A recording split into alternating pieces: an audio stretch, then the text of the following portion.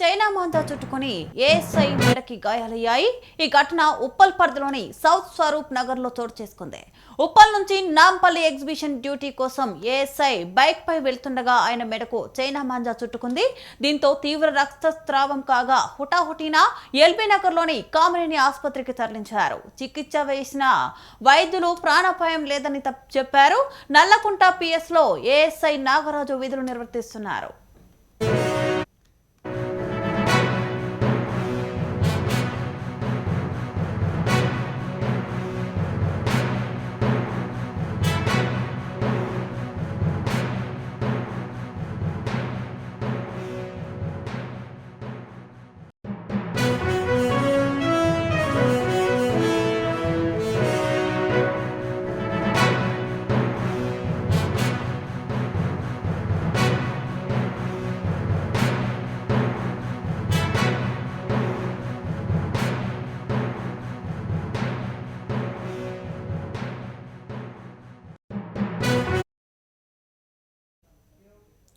China మాందా చుట్టుకొని ASI మెడకి గాయాలయ్యాయి.